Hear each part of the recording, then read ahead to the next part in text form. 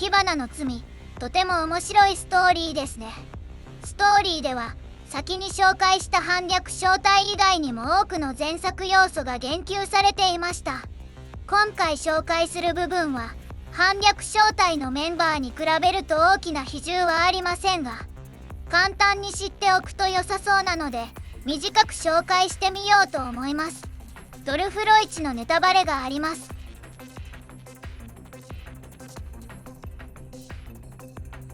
ストーリー最終盤、指揮官はパラデウスを追跡するためドイツにいました。そしてカーターがフランクフルトを爆撃する特殊軍事作戦を開始します。突然の爆撃を受けたフランクフルトは阿鼻教官の地獄と化し、近くにいた指揮官は人形たちとエルモ号を総動員して人命救助を行います。数百人の人員を救い、指揮官の活動に刺激を受けて他の人々も救助に参加するようになります。指揮官は多くの人形を動員できたため、破壊されたエネルギー施設や通信施設などを復旧し、市内の病院を連結して薬品を輸送しながら道路を整備し、近くに住む医師の知人ネーレに薬品を支援するなど活躍します。そうして指揮官はフランクフルトの英雄となります。復旧作業を進める中で、指揮官はフランクフルトにウィリアムとネイトたちがいることを把握。指揮官はウィリアム斬首作戦を実行しようとします。ウィリアムと結託したグリフィン、リオンはロレンを設立するため、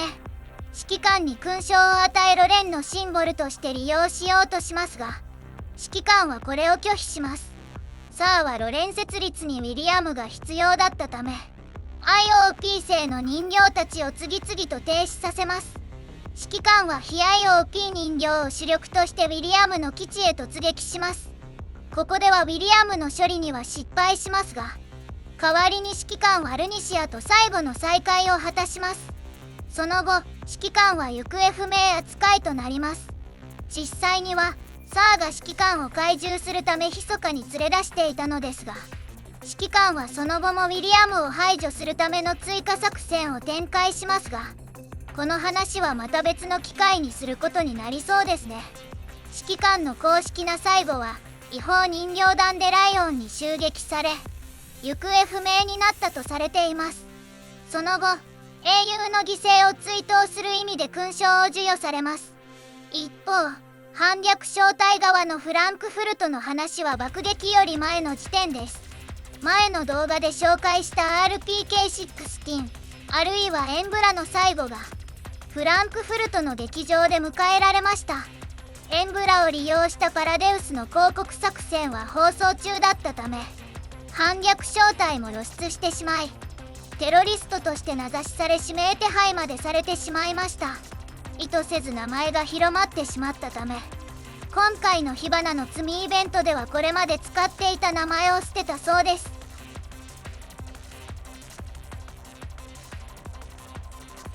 カーターがどんなことをした人物なのか、そろそろ話す時が来たようですね。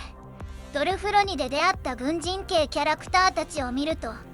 カーターを懐かしむ人がかなりいました。身のところ、ドルフロイチプレイヤーの立場からするとあまり歓迎できない人物です。カーターは新ソ連正規軍の将軍であり、正規軍特殊作戦司令部を率いていました。フルネームはカーター・ペトノビッチのイスタット。初登場はストーリー序盤、G&K と指揮官がまだ鉄血構造と戦っていた頃でした。クルーガーの支援要請を受け、正規軍の人形部隊を派遣します。しかしカーターはグリフィンを支援するつもりはなく、途中でグリフィンを裏切り、グリフィンは大きな被害を受けます。カーターはロクサット主義に反対し、新ソ連をさらに偉大にしようとする人物でした。そのため遺跡技術を先に掌握し、新ソ連を世界を脅かす存在にしようと考えていました。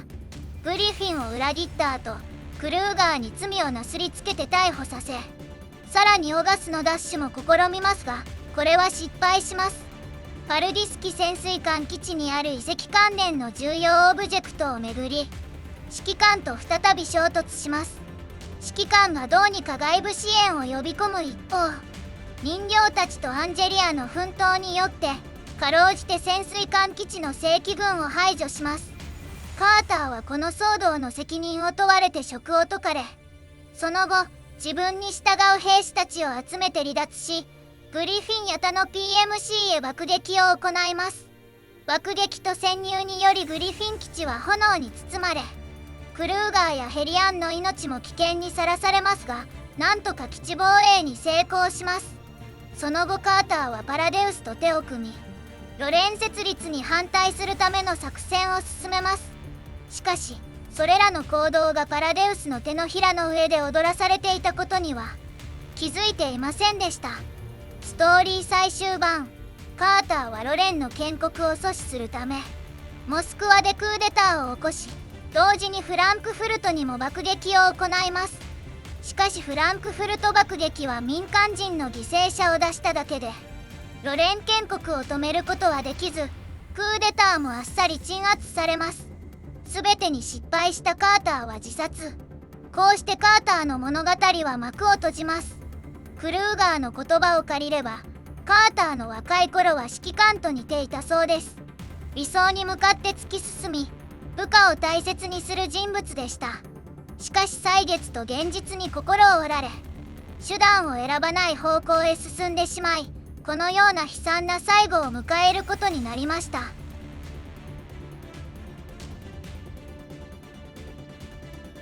ストーリー中で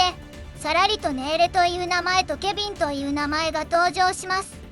この2人も複雑な事情を持つキャラクターですが、簡単に見ていきましょう。まずケビンはドイツ国家保安局シタージのエージェントです。 J というコードネームを使っていました。ひょうひょうとしていて陽気な性格のイケメンです。シタージのエージェントである以上いろいろ事情はありますが、基本的には人が欲情に厚く、指揮官を好意的に見ている人物です。アンジェリアや指揮官を支援する任務を担当し、上層部の命令に従いながらも自分なりに正しいと思う方向へ進む人物でした。ストーリー後半、指揮官の頼みを受けてシタージから命令を守ったことで職を失い、身分を洗浄して静かな村で暮らすことになります。こう要約すると少し奇妙に聞こえるかもしれませんが、シタージもかつてパラデウスと手を組んでいたため、上層部の命令と指揮官のどちらかを選ぶ場面で指揮官を選んだのです。ちなみに同時に登場した名前のものはケビンが大切にしていた人形です。銃の名前は SP9、ドルフロニでも一緒に暮らしているようですね。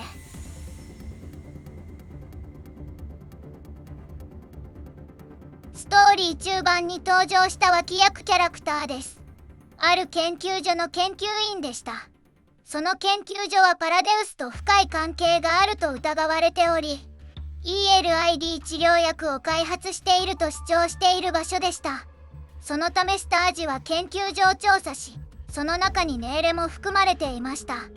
ネーレは若い末端研究員だったため知っていることはほとんどなく、パラデウスとも無関係でした。一騒動の後、ネーレは自分の職場に疑問を抱くようになり、研究所の重要人物であり尊敬していた師匠グレイを疑うようになります。グレイは尊敬される医師であり、命を救いたいと願っていた人物でした。しかし、ある時から研究の方向性が奇妙になっていました。ネーレはグレイと再会し、グレイが過去とは違う人物になっていることを知ります。パラデウスが本物を殺し、すり替えた偽物だったのです。ネーレは尊敬していた死の死を受け入れて悲しみながら、死の座右の銘を思い出します。死は避けられない。だからこそ、命を見捨ててはならない。ネーレはその後、指揮官と協力関係になります。途中、指揮官が射殺したネイト・バン・グレイを蘇生させる役割も担います。不完全な復活ではありましたが、この点は非常に驚くべきもので、人形専門でもないネーレ型の人形開発者の研究を参考にするだけで、非常に強力な2頭を蘇らせてしまったのです。これはネーレの並外れた才能を示す場面でした。パラデウス側のメイン科学者ラプラスも認めた才能です。ラプラスはネーレに自分の後継者となる才能があると判断し、重要な研究成果を託すと同時に人間性を捨てるよう勧めて死亡します。その後、時が流れフランクフルト爆撃の日、ネーレはラプラスによって直視させられた自分の行いを振り返ります。危険な実験、そして死の死体を蘇らせたこと。死の球を打つためでしたが、明らかに度を超えた行為でした。自分の行いに苦悩していた時、爆撃の被害者たちが避難所に押し寄せるのを見て、やはり人を救うことこそ自分の使命だと心を決め直します。爆撃終了後、ネーレはパラデウスがグレイを殺してすり替えたことを放送で暴露します。その結果、パラデウスとつながっていたスタージがネーレを殺しに向かうことになります。指揮官とケビン、そして個人的なコネのおかげでどうにか殺されることは免れましたが、様々な罪状がつけられて投獄されます。その後保釈で釈放され、ケビンと共に暮らす形で物語は終わります。一方、ネーレの才能はルニシャが指揮官に見せたい不世界戦でさらに輝きます。今ここでウィリアムを殺してしまうと、ネーレが後のウィリアムになってしまうという言及もありました。ネーレが生命と堕落の分岐点で悩むことは、ドルフロ世界観全体でも重要なポイントでした。もっと複雑な話もありますが、話が難しくなりすぎる前にここで締めくくろうと思います。アンナやゼリンスキー、リーフェンスタールといった人物も少し言及されましたが、今回のストーリーで大きなキーワードではなかったため、ひとまず触れないでおきます。動画の公開が少し遅れてしまったため、今回の後編では彼岸に関する話題も少し登場していますが、この続きについては次の動画でお話ししたいと思います。以上で今回のお話は終わりです。ありがとうございました。